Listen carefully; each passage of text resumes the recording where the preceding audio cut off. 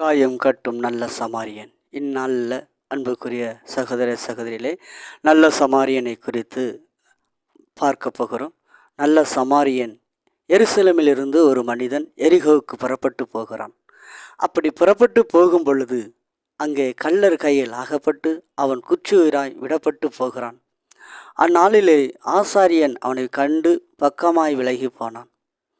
அவனை கண்டு லேவியனும் விலகி போனான். ஆனால் ஒரு சமாரியன் வந்து அவனுடைய காயங்களை கழுவி எண்ணெய் பூசி திராட்சரசம் வார்த்து அவனை சத்திரத்தான் கையில் ஒப்பு கொடுக்கிறான்.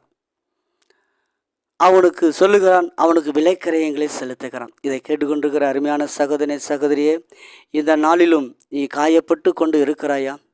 காயத்தை கட்டுகிற நல்ல சமாரியன் உன்னை தேடி வருகிறார். அவர் உன் காயங்களை கட்டுகிறார். உன் இருதயத்தின் காயங்களை அவர் கட்டுகிறார். கலங்காத, திகையாத, இயேசு உன் காயங்களை கட்டுகிறார். எப்படிப்பட்ட காயத்தோடு இருந்தாலும் சரி, உன் காயங்களை ஆற்றுவதற்காக இயேசு இதோ வருகிறார். அவருக்கு இடங்கொடு. அவர் உன்னுடைய காயங்களை அவர் கட்ட போதுமானவராக இருக்கிறார்.